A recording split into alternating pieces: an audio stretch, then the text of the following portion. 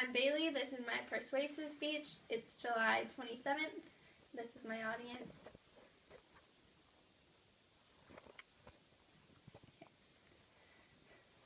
What do you do with your empty food and drink containers when you're done with them? Do you walk over to the trash can and throw them in the garbage?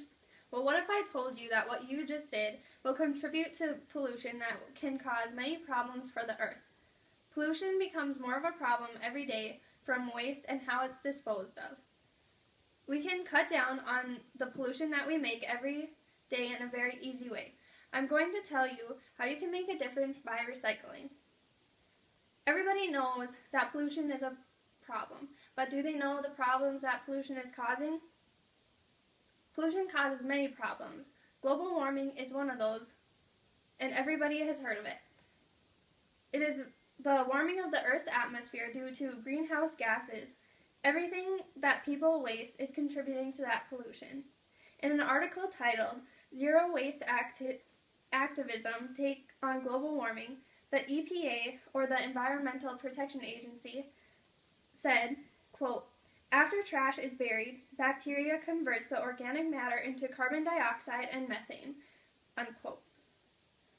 Incinerators are also a problem for pollution. According to an article called Deja Vu on Garbage Incineration, quote, "Incinerators emit carbon dioxide and nitrous oxide, which is a potent greenhouse gas that is approximately 300 times more effective than CO2 at trapping heat in the Earth's atmosphere." I know that not everybody believes that global warming is an issue, but here are some other problems that I think everybody should be concerned about. An article called The Growing Garbage Mess says that, quote, "Pollution from landfills can leak out and contaminate groundwater," end quote. This is groundwater. The groundwater is water that everybody will drink. Some of those pollutants can cause major problems. An article called High-Tech Trash says that electronics that are thrown away have very harmful substances in them, and, quote, "They contain arsenic, cadmium, beryllium, and hexavalent chromium, and if any of these get into the air, soil, or water, they can cause brain damage or even cancer," end quote. So you can see how pollution can be a big problem. And from waste, and the United States is the leading country in waste per person. According to an article called Zero Waste Activism Takes on Global Warming, quote, "We burn or bury 170 million tons of stuff every year. That is 2/3 of everything that we make," end quote. The article also says, typical households trash is made of 59% organic matter that amounts to 100 million tons of wood or paper or food and yard trimmings, which can be recycled or composted, end quote. Wastefulness causes pollution in many ways. As I said before, landfills and incinerators produce harmful gases. Landfills are actually the world's largest producer of methane.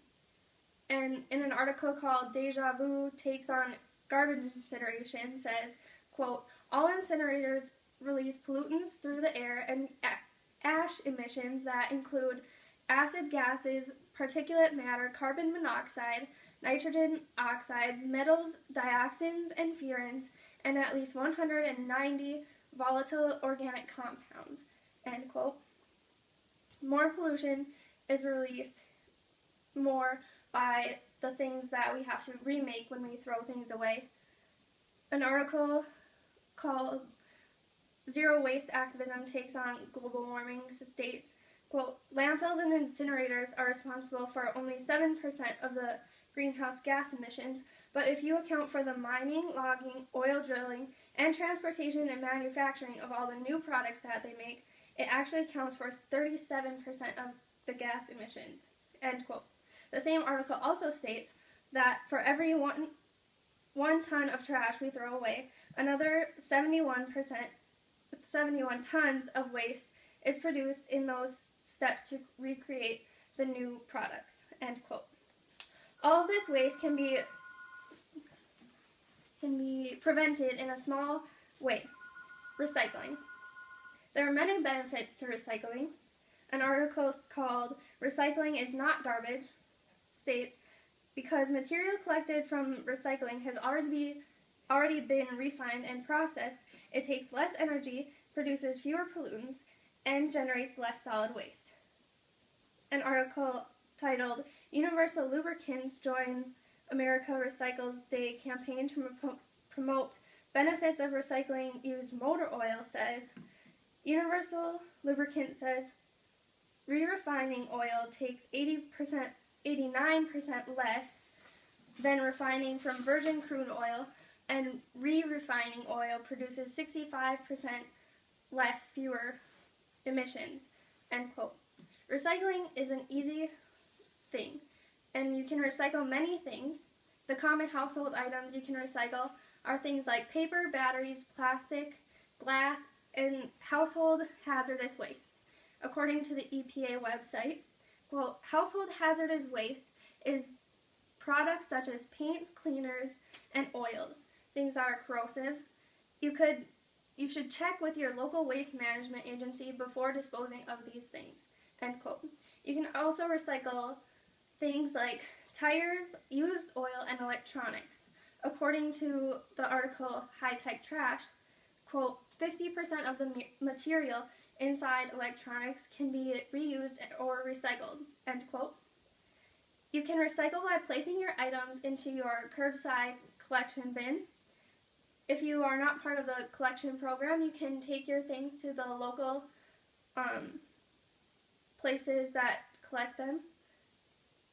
And